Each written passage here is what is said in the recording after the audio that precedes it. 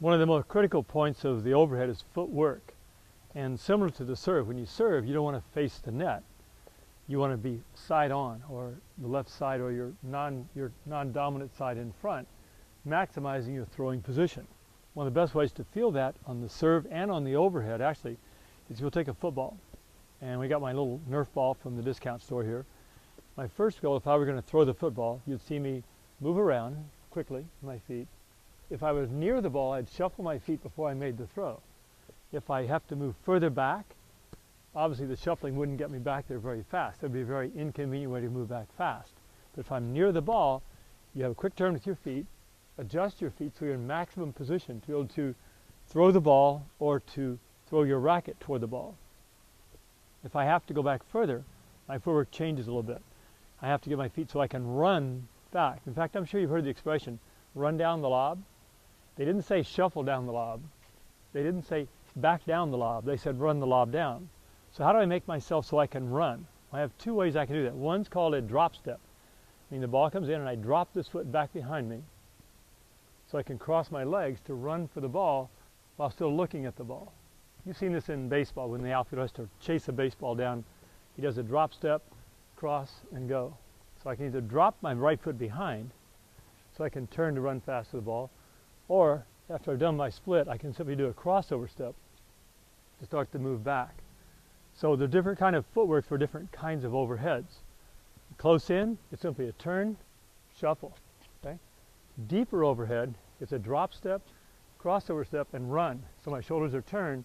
Now once I get to the ball, after running for it, then I begin my shuffling again, just kind of adjusting my final position for the optimal point of contact.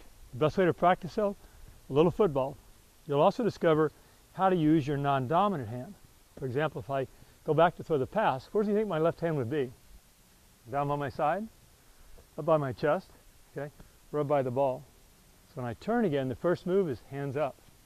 If I wanted to throw the ball straight ahead, my hand would be on line with the ball. What if I wanted to throw the ball higher, or I had an overhead? My left hand would go very high to create the arc with my angles. So now my shoulders are creating an angle up toward the ball. So when I throw the football up, my hand goes high to release the ball, much like if I were using my racket. And the ball goes up. I turn quickly, and my position is just like when I was going to line up to throw the football high. So using the racket, explaining footwork again, I see the lob go up, okay, quick turn, a jump turn, shuffle my feet because I'm there, but being prepared to release the racket, like the football. The ball's deeper, drop step, cross, run back. Now adjust my feet when I'm there to go into the shot. But the one you see the pros use most often is because they're kind of in trouble. It's called a jump overhead. Not hard to train. What you simply do is you start in front of the service line. You've jumped into your turn. The ball is deeper. So your goal is to land with your right foot behind the line. Here's how it goes. I'm in front of the line first. I jump up and land behind the line on my left foot. So there's a transition of weight, and that's what you get. It's called a jump overhead. And we do use the line so the player can understand how to land with their feet. Quick turn, it's a high deep shot on my right foot, land on my left, and prepare to move back into the court for the overhead. Different kind of footwork for different kind of overheads. They're all important as far as you adjusting your game and growing your game as you tune it up for this next season. One more subtle element of preparing to hit an overhead is called the read position. It happens in all sports. When you're throwing a ball, the first position is not with my hands up, but it's a turn with the ball up in both hands together, because now you're reading what type of delivery you're going to make.